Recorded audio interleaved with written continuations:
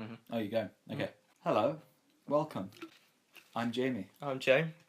Welcome to Ambitious Films and Where to Find Them. Today, we're going to be talking about a film Called Submarine. You may be asking, hang on, these guys usually make films. Well, not sitting talking to the camera like this, apart from that That one. one. So, why were we doing this again? I think we wanted to bridge the gap between previous films we've made and the big one that we've been working on for nearly a year now. It will be out before the end of the year. I Yes. guarantee that much. Ambitious. Can we reveal a title? Have we decided on a We've title? not decided a title though. We've got a running title. Should we tell them? Do you want to? Kid A. And there'll be like big letters on the screen. I've just edited those in. Oh. We're going to show them a clip. Are we? Yeah, just... Do we want to do that? It's gone. What was it of? Sam. Yeah, here. Here is a clip from Kid A of the teacher. There you go. You just saw it again. That was exciting. You saw it again. Beautiful man. Okay. So here we have Submarine. It's a DVD. It's a Blu-ray. We got the book by Joe Dunthorpe. The 10-inch vinyl. By none other than Alex Turner himself. Known from such great bands such as the Arctic Monkeys and The Last Shadow Puppets. Yes, indeed. Did you say it's your favourite film? It's my second favourite film some of the time. Other times it's third. The Social Network Of always course, holds yeah. first Keep place. forgetting. And then Submarine and High Rise swap round, but usually it's Submarine, to be honest. Fair enough. First, before we get onto the film, I would advise, and probably you would also advise, that you should probably go watch the film first and then come back to us and we'll tell you why it was a good film and why you enjoyed it. Where can they watch Submarine? Amazon Prime, it's on there. Yes. If at all possible, do not use an illegal method. Mm-hmm. If you have to. Yeah. But, we won't say anything. Or the DVD. Or the DVD, indeed. I'm not going to let you borrow it, but get your own. Yeah. So, who is the main character, Jamie? Oliver Tate is... How old is he? 15 years of age. 15 years of age. He's an Adrian Mole type character, isn't he? In fact, he's almost exactly the same in many ways. He's a very sort of distinguishable character. He's got a very clear way he goes about life and the way he speaks and very specific mannerisms, all that sort of thing. The choices he makes and his thought process behind the way he treats his friends and family. And he's obviously someone who wants to be in control of certain things. Early on is the whole bullying scenario. Oh, cat straight into the hands. With Zoe is her name? Yeah, Zoe Priest. And how he justifies it to himself, and he tries to justify it to her. We were just playing a game. Yeah. Not really. It was just unfortunate that you were stood there when you fell in. It's that element of kind of the teenage years that he doesn't want the responsibility yet. He doesn't want to face up to it. Yeah. Why is he such a good character? Like, why do you think? I think he appeals to that demographic of teenagers because most teenagers feel that kind of that out of place, not really connected with their fellow peers, really. It's narrated by him. Mm-hmm. There's that kind of connection you feel. Yeah. And how odd he is. Even though it's a kind of exaggerated version of how some people may act, it's that sort of odd, not really understanding other people that you can kind of resonate with. Yeah. I think the narrating thing's a big part of it because it allows you to sort of get into his head and his thoughts very quickly. A lot of films you watch it and by the end of the film you still don't really know the main character. Yeah. Whereas this, straight from the beginning, it's constantly him talking and explaining things from his perspective. The prologue as well plays a big part of it because it says it's like his fantasy almost of what would happen if he died. Oh, I love that bit. It's that kind of, that's another kind of comment on the teenage mind, really, isn't it? That kind of selfish, you've not yet moved past the kind of the world revolves around me stage. And I think a lot of people can resonate with that as well. Yeah. I also really like the, to go back to the bullying scene again, where he's watching it happen and he says he doesn't condone bullying, but he can't let it get in the way of progress. And then there's really happy music and really warm lighting, trying to impress Jordana. I just love how the violins come in. Yeah. And the violins are a great thing in Submarine. Sometimes they're really harsh, but in this bit it's so light and heavenly. And it's them running around bullying this girl. Exactly, yeah. It feels very first person because of those, like you say, the music feels very kind of from his perspective. Because when you watch it, it's obviously not happy. And it really puts you in his shoes. Another thing I think makes him great is his problems are very sort of relatable. And I like the way that they progress throughout the film. at the beginning of his film, his problems are extremely petty. Yes, the fact that his parents haven't had sex in 7 months. Yeah, wanting to have sex after 2 weeks and that being a crazy thing, that it's not happened yet. And they're just sort of wanting to fit in, sort of, all that sort of, like, not even problems, just things you think are problems when you're 15 or whatever. Yeah. And then as the film goes on, it sort of gets more, like, the problems get bigger. Yes. And perhaps a little bit less relatable, but at the same time, you can relate to them to some degree. Because his problems kind of run parallel to Jordana's, don't they? Yes. And at first, his seem very petty in comparison, but then his parents' marriage does really start to kind of go under. But I really like the parents' relationship. I really like the way that they handle their arguments. Because Oliver says, doesn't he, they don't argue, they just have discussions. Yeah. I really like that because often you'll see a lot of relationships, problems portrayed as kind of very explosive. Yeah. Because that's drama, but they're obviously trying really hard to not. But it's so awkward, and it's just really funny. Yeah. I think this thing that sums it up best is there's a bit where Oliver goes, I can imagine one day, you know, mum like packing her bags to like leave, and dad just like calmly helping her, and he's just like, so where are you going? Yeah, well, I don't know really. I just thought, you know, I'd just drive and see where I ended up. The whole kind of ritual that his dad has. What is it? The lemon. Lemon in warm water. And he sits around in his dressing gown, just sipping this lemon. What he says at the beginning, where he goes, most people in life picture themselves as individuals. Yes. I feel like he very much represents the individual, and everyone can see themselves in the same way that Oliver does, as kind of separate as an individual. Kind of going on from that, the way he talks about people, I kind of linking to the title of the film when he talks about people like submarines. Yeah. Because he talks about ultrasound, doesn't he? And then he says that everyone's like a submarine, they're kind of swimming around undetected, and that people in general can't work each other out, which I think is quite a cool analogy for the way he sees people, but actually the way people do see each other. Yeah, because you do very much sort of see other people as just you don't really detect them; they're just there. No, they're there, and you can't really get into them. You can't always work out what's inside. And I like the way he illustrates that with that metaphor. Let's talk about the way they film it, because it's a very distinctive style of filming that Richard Ayoade uses. It's very similar to Wes Anderson. Everything's very neat and everything's got a place in the shot. The way the camera moves as well is all very planned out and thought out. And I feel like that fits for Oliver very well. Yes. Because everything's very specific and the same way he sort of approaches life. Yes. And also the kind of the montage sequences I think are very tastefully done. Usually accompanied by some quality Alex Turner. I like the way that when they go to a recording that he's done or imagining, it's done in the style of that era. I've just had a thought. What's the thought you've just had, Joe? You know his Super 8 video? Yes. Do you reckon that's actually real in terms of what went on?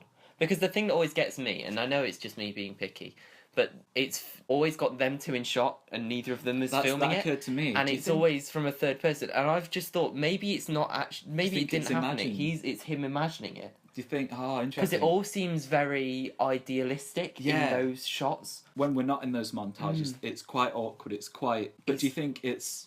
In reality, it's quite awkward. There's not a lot of warmth. But he's so excited by it. That's how he sees it. Exactly, that's how he feels it. And he's so happy that he might as well be doing those things. Exactly. He'd be just as happy. Yeah, because it's the whole rose-tinted glasses things. Yes. Where everything seems perfect, whereas in actual fact it's probably not at all. I like the way that it splits it into 3 parts as well. Yes. I feel like that again fits with Oliver's sort of perception of the world. That's something he would do in his own mind. The whole movie is kind of directed, and the chosen shots are kind of done as he would choose. I feel like the end as well. So the way it ends is quite bittersweet. It is. I like that there's the very last shot, or the last few shots of them walking out into the ocean. That doesn't need anything to be said. And again, that could well fit, because we have no idea if they get back together again. Yeah, exactly. Afterwards. And you don't need to. You'd like to think they do. You would. But at the same time, if they don't, it would make sense for Oliver to end the film there as a sort of, well, something could have happened. Yes. The bit about the dad's depression got cut out as well, so kind of in relation to the whole submarine theme, when Oliver talks to his dad about his depression, he asks him how it feels, and his dad says it feels like being underwater, which I think is quite powerful. The title Submarine, Oliver's the submarine, because he feels like he's underwater. Exactly. Because of... Does he have depression? I don't know if he has depression or if he's just a bit sad. I think it's that... I think he certainly feels like he does. I think he does, yeah. I think it's that every teenager has that slightly tricky period, I think. But let's go with the music for a second. Alex Turner, which we've mentioned a couple of times, he does it really well. And also sort of the generic background music. It just fits it so well, and it's like the violins. The film benefits a lot from the music. I think it would be... Yeah. I think it'd be good without it, but... It'd be a different film. It would be a different film, definitely. You listen to it and you think... You're just like, yeah. Took the words out of my mouth. Well, what can I say, Joe? It's almost like we finish each other's... Sandwiches. We do. Speaking of sandwiches, you know when you're at like primary school and everyone's sat around and it's lunchtime and they all get out their sandwich, you just think, everyone else's sandwiches just look disgusting. And, well, I do anyway. Really? I used to. I'd get out my sandwiches and be like, oh, these are delicious. And you'd look at everyone else's and you'd be like, ugh. I guess it's just a good thing that the individuals eating their sandwiches were They doing probably so, thought the same thing about my sandwiches. They probably did, yeah. Sandwiches are subjective. As are films. Someone should put that on a t-shirt. Sandwiches. New Instagram bio. Have a link to our merch. Yeah, our merch. We're selling t-shirts. They say some sandwiches are subjective. Yeah, please go buy them. He really captures the kind of me and you against the world thing quite well. It always feels like he's sort of addressing almost Jordana. Yes. In all the songs. Exactly. It feels like a more emotional, more poetic side of Oliver coming out. It's like Oliver's rawest emotions. Yes, exactly. Actually, I like that. I like the idea that Alex Turner's music are Oliver's emotions being exposed. It's almost like he can't talk about them, so the song has to speak for him. Yeah, because it's kind of like similar to in real life. You sometimes you can't quite describe things with words. Yes, and the sort of the montages with the music over the top and the lyrics, which are a very sort of poetic way, which you almost wish you could come out with. Yeah. And it's sort of how it sounds in your head, but you can't quite get it out. Exactly. And it almost seems like those bits might not be like fully real, but it's very much what's going on inside Oliver's head, how he feels. I'd like to talk about the setting. Yes. I feel like the setting's very distinctive. I hate it when people use this sort of expression, but I feel like the setting, the place is a character of its own. Yes. It's him, isn't it, really? It's cut off from the world. To him. I don't know, there's something very, quite iconic about it. Yeah, kind of very tired and desolate. Yeah. I don't want to go so far as to say it's a blank canvas for the events that transpire in the film. I feel like it's not quite a blank canvas. I feel like it's a canvas that's a bit stained already. Do you think it's a canvas that's been drawn on, rubbed out a lot of times? Yeah, that's what it feels like. Now there's an analogy. It feels like it's lived in, but there's room for something new. I like that, Joe. It's very poetic. Alex Turner would be proud. Thank you. I really like the way he asks both of his parents, what would you do in the event of a fire?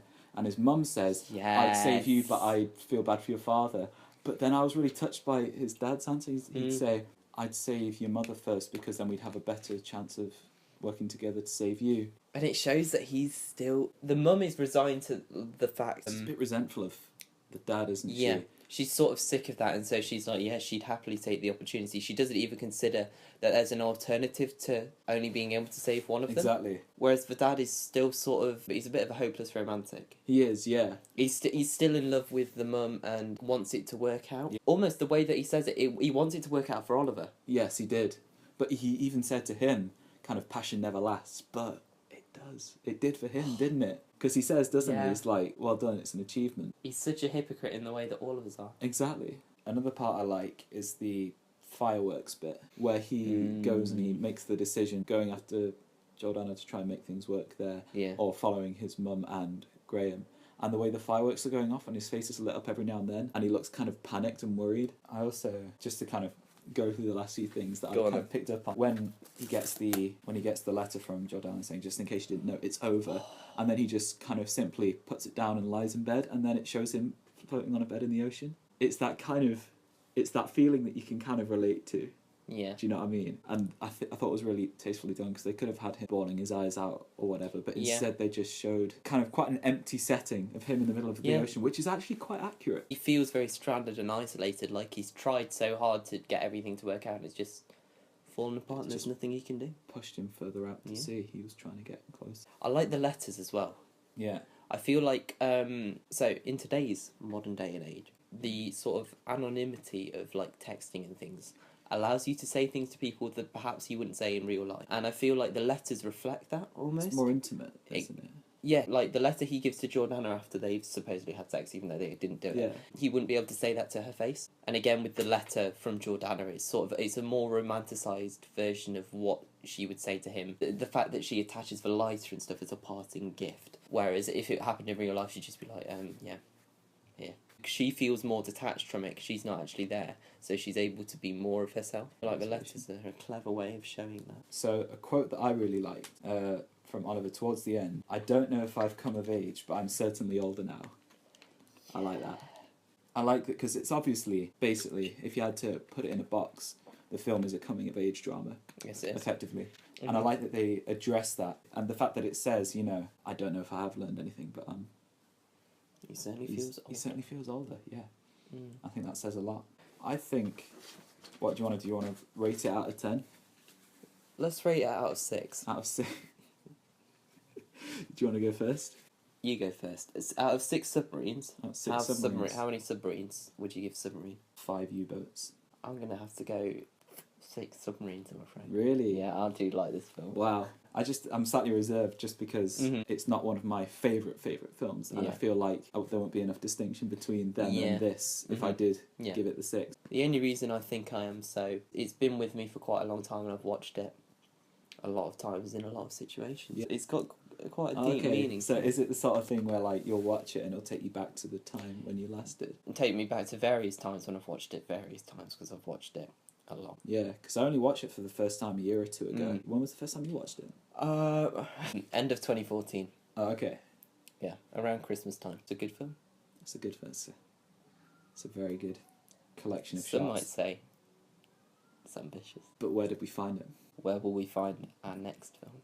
That's the real question. You'll find out in the next instalment of Ambitious Films and where we reviewed them. Where we reviewed them. Is that what we're calling this? That's what we're calling it now. Ambitious Films and where we reviewed them. Thank you. We've been Jamie and Joe. We have been Jamie and Joe. We hope you enjoyed this. Please comment, subscribe, like the video if you liked it. And we'll see you when we see you. I feel like we need like a catchphrase to sandwiches is subjective.